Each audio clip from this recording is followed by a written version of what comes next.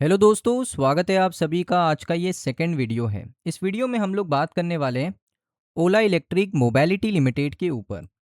अब देखिए, इस वीडियो में ना हम लोग क्या डिस्कस करेंगे। पहला पॉइंट होगा हमारा कि जो ओला इलेक्ट्रिक के दोस्तों यहाँ पर सेल्स के नंबर है, सेल्स रजिस्ट्रेशन नंबर, उसको यहाँ पर हम लोग डिस्कस करेंगे कि जुलाई के महीने के जो रजिस्टर्ड नंबर आ रहे हैं, जो व्हीकल रजिस्टर्ड होती है, क्योंकि हमारे देश में क्या होता है, पहले हम लोग गाड़ी को बुक करते हैं, फिर हम क्या करते हैं, जो आरटीओ होता है उसमें रजिस्टर्ड करवाते हैं, फिर उसका नंबर प्लेट आता है। तो जो रजिस्ट्रेशन नंबर होता है ना, वो हमें बता देता है कि कंपनी की एक्चुअल सेल कितनी गाड़ी कंपनी ने रजिस्टर्ड करवाई जुलाई में, कितना वॉल्यूम कंपनी ने सेल आउट किया है एक महीने में। तो उससे कंपनी की फाइनेंशियल हेल्थ हमें पता चल जाती है, एक ओवरव्यू मिल जाता है ना हमें। तो वो इस वीडियो में हम लोग देखने वाले हैं। साथ में उसको कंपेयर करेंगे हम लोग पिछले मार्च 2025 मार्च 2026 से, अप्रैल से, मई से, जून से, इन 4 महीनों से कंपेयर करेंगे। टेक्निकल एनालिसिस भी करेंगे कि यहाँ से ओला इलेक्ट्रिक का नेक्स्ट टारगेट क्या हो सकता है। क्या 75 रुपीज़ का लेवल दोबारा दिखा सकता है, क्या 100 रुपये का लेवल दोबारा दिखा सकता है, इस वीडियो में डिस्कस करेंगे। सबसे पहले मैं आपको बता देता हूँ सेल्स का नंबर क्या निकल कर आ रहा है। तो यहाँ पर दोस्तों इस वेबसाइट के मुताबिक, इस वेबसाइट का नाम है एन ट्रैकर। इस वेबसाइट के मुताबिक आप देख सकते हो सबसे पहले नंबर पर है टीवीएस। टीवीएस का जो नंबर है एक महीने का 52,538 यूनिट सोल्ड आउट किया। बजाज है सेकंड नंबर पर 43,607 यूनिट सोल्ड आउट किया। तीसरे नंबर पर आ रहा है एथर, 28,829 यूनिट यहाँ पर बेचा। चौथे नंबर पर आता है हीरो, 21,174 नंबर यहाँ पर इनका आ रहा है, 21,174, यानी आप कह सकते हो ये चौथे नंबर पर है। तो आप देख लिया यहाँ पर टॉप 4 कौन है। अब टॉप 5 में तो ओला है। अगर मैं दिखाऊं, ये देखिए, 5वें स्थान पर आ रहा है ओला इलेक्ट्रिक, जिसका नंबर है 13,170 यूनिट। उसके बाद दोस्तों आप देख सकते हो ग्रीवेस इलेक्ट्रिक मोबिलिटी 9,701, रिवर हो गया आपका 5,500, बिग ऑस हो गया 5,324। तो ये भी जो सेक्टर है ना इलेक्ट्रिक टू व्हीलर वाला, ये भी बड़ा कंपटीशन हो रहा है। क्योंकि अगर मैं बॉटम भी देख लूँ ना, इलेक्ट्रिस, सिंपल, बिग ऑस दोस्तों एक ऐसी कंपनी है जिसने हाल ही में ही अपने ऑपरेशंस को शुरू किया है और मार्केटिंग अच्छी की है। तो आप देख सकते हो 5,324 यूनिट इन्होंने बेच दिए हैं। तो कंपटीशन बहुत अच्छा मिल रहा है, ये मार्केट बड़ा कॉम्पिटिटिव हो रहा है। लेकिन इसके जो टॉप प्लेयर है टीवीएस और बजाज, उन्होंने मार्केट को होल्ड करके रखा है। क्योंकि 90% ऑफ द सेल्स, 80 to 90% जो पूरे मार्केट का सेल है इनके पास आ रहा है।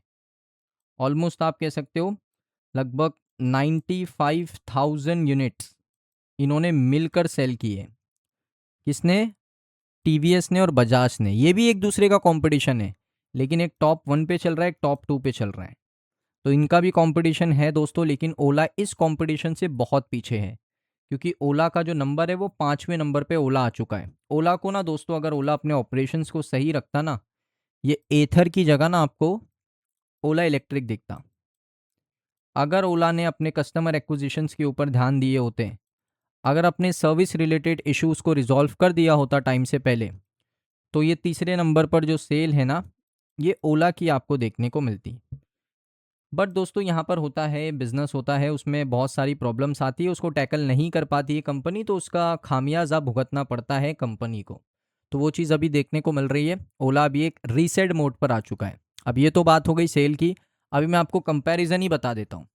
तो Q1 फाइनेंशियल ईयर 27 के अंदर टोटल ओला का जो सेल है 43,719 यूनिट। अब ये आप देख लो, पूरे एक क्वार्टर के अंदर, अप्रैल, मई, जून, 3 महीने का एक सिंगल क्वार्टर होता है ना, तो एक सिंगल क्वार्टर के अंदर सिर्फ 43,000 यूनिट बेचा है। और ये कंपनीज एक महीने के अंदर 52,000, यानी ओला इतना यूनिट जो है वो एक क्वार्टर के अंदर नहीं कर पा रहा है। इतना यूनिट सेल एक क्वार्टर के अंदर नहीं कर पा रहा है, टीवीएस उसको एक महीने में बेच रहा है। आप डिफरेंस समझ सकते हो। बजाज अगर आप देखोगे, जो ओला का 3 महीने का सेल है, बजाज का एक महीने का सेल है। इलेक्ट्रिक टू व्हीलर की बात कर रहा हूँ मैं।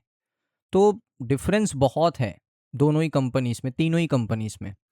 अब देखिए अप्रैल में कंपनी ने किया था 12,323 यूनिट, मई में कंपनी ने किया था 15,139 यूनिट, जून में कंपनी ने किया था 16,144 यूनिट और अभी जुलाई में कंपनी ने किया है 11,880 यूनिट्स। अब इसमें थोड़ा डिफरेंस है, जो ये डेटा है इसमें जुलाई में दिखा रहा है 11,880 यूनिट और जो ये वेबसाइट का डेटा है उसमें दिखा रहा है 13,170 यूनिट।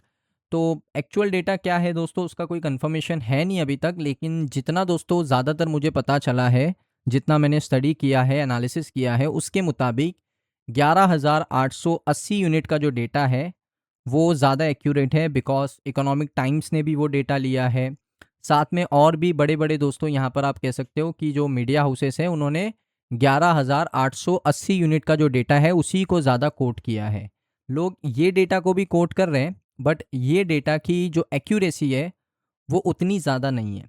तो इसीलिए मैं इस डेटा के ऊपर ज़्यादा बिलीव नहीं करता हूँ, मैं इस डेटा के ऊपर ज़्यादा बिलीव कर रहा हूँ। तो जुलाई 2026 में ओला इलेक्ट्रिक का जो मंथली सेल है वो 11,880 यूनिट का है और अगर आप कंपेयर कर लो तो यहाँ पर थोड़ा सा कूल ऑफ आपको देखने को मिला है। तो ये हो गई दोस्तों सेल्स के डेटा की बात। अब दोस्तों मैं आपको बताता हूँ टेक्निकल एनालिसिस। अब हमने क्या किया है, मंथली चार्ट पर हम लोग आ चुके हैं, मंथली चार्ट पर आ चुके हैं। मंथली चार्ट का मतलब किसी को नहीं पता, बता देता हूँ। मंथली चार्ट का मतलब होता है जैसे यहाँ से एक कैंडल ही बना लेते हैं ना ऐसा। हाँ, तो ये कैंडल है, ये कैंडल है, इसको हम लोग क्या बोलेंगे, इसको बोलेंगे एक सिंगल कैंडल है। तो ये सिंगल कैंडल रिप्रेजेंट कर रही है पूरे महीने का। जैसे ये एक जुलाई की कैंडल है, फिर मैं एक और कैंडल बना दूं यहाँ पर कुछ इस तरीके से, एक और कैंडल मैंने बना दी, ये अगस्त की कैंडल है। तो एक कैंडल जो है ना वो पूरे महीने को रिप्रेजेंट कर रही है, इसीलिए हम लोग इसको कहते हैं मंथली बेसिस का चार्ट है ये। अब ये चार्ट के अंदर दोस्तों मैं आपको बता दूं क्या क्या इंपॉर्टेंट चीज़ आपको देखने को मिल रही है, वो आप देखिए। ये चार्ट के अंदर ना दोस्तों एक ट्रेंड लाइन फॉलो हो रही है मंथली चार्ट्स पे, क्योंकि लॉन्ग टर्म बेसिस के लिए मैं आपको बता रहा हूँ मंथली चार्ट्स। यहाँ से सेलिंग हो रहा है, नीचे से आपको बाइंग देखने को मिल रहा है और इसी जोन के अंदर ये शेयर काम कर रहा है। अब दोस्तों एक चीज़ मुझे यहाँ पर पता चली है जो मैं आपको समझाना चाहता हूँ, जो अगर आप समझ जाओगे तो आपके लिए अच्छा होगा। अभी अगर आप देखोगे एक स्ट्रक्चर में काम कर रहा है, एक लो बना रहा है, फिर एक छोटा हाई बना रहा है, एक लो बना रहा है, फिर एक छोटा हाई बना रहा है। अब दोस्तों यहाँ पर अगर नया लो बनाने गया, अगर शेयर नया लो बनाने गया तो 21 रुपये के नीचे आ जाएगा, अगर नया लो बनाने गया। तो यहाँ पर दोस्तों अब कंपनी के जो सबसे इम्पॉर्टेंट डेटा आने वाला है वो आने वाला है Q1 का रिजल्ट। इसकी डेट क्या है, अभी तक डेट ऑफिशियल कंफर्म नहीं हुई है, लेकिन आप देख सकते हो यहाँ पर जो एस्टीमेट डेट है वो है आपकी 19 अगस्त 2026। तो 19 तारीख को, इसी महीने की 19 तारीख तक आपको कंपनी का रिजल्ट यहाँ पर देखने को मिल सकता है। अगर Q1 के नंबर कंपनी के फेवर में आए, कंपनी ने अपने लॉस को यहाँ पर क्या किया, रिड्यूस किया, रेवेन्यू को इंक्रीज किया, तो यहाँ से एक ब्रेकआउट आ सकता है। और अगर ब्रेकआउट आया दोस्तों, क्योंकि चांसेस है ब्रेकआउट आने के, अगर ब्रेकआउट आया तो क्या करेगा, अपने प्रीवियस हाई को ब्रेक कर देगा। एक कैंडल ऐसी क्लोज होनी चाहिए, अपने प्रीवियस हाई को ब्रेक कर देगा। और अगर अपने प्रीवियस हाई को ब्रेक करेगा तो मार्केट जो है अपने स्ट्रक्चर को ब्रेक करेगा। और जब भी मार्केट अपने स्ट्रक्चर को ब्रेक करता है, मार्केट एक नया स्ट्रक्चर क्रिएट करता है। जैसे अभी चल रहा था, एक लो बना रहा था, फिर छोटा हाई, एक लो बना रहा था, एक छोटा हाई। लेकिन अब क्या होगा, अगर ये स्ट्रक्चर ब्रेक हो गया, इसके ऊपर निकल गया, तो क्या माना जाएगा कि मार्केट ने अपने स्ट्रक्चर को ब्रेक कर दिया, एक बड़ा हाई बनाएगा, छोटा लो, बड़ा हाई बनाएगा, छोटा लो, जिसको हम लोग कहते हैं हायर हाई हायर लो। तो इस तरीके से चल सकता है। और उसके बाद जो टारगेट्स है, जैसे पहला टारगेट मेरा यहीं पर है 71 रुपीज़ का, सेकंड टारगेट है मेरा यहाँ पर 103 रुपये का, तीसरा टारगेट है मेरा 157 का, लेकिन ये बहुत टाइम लगेगा। तो मेरा मेन जो टारगेट होना चाहिए यहाँ पर 71 रुपीज़ का। सो दोस्तों ये वीडियो कैसा लगा आपको कमेंट सेक्शन में बताइए, टेक्निकल एनालिसिस कैसा लगा कमेंट सेक्शन में बताइए। अच्छा लगा हो वीडियो को लाइक करें, चैनल पे पहली बार आए हो सब्सक्राइब कर लो। मिलता हूँ मैं आप सभी लोगों को नेक्स्ट वीडियो के अंदर।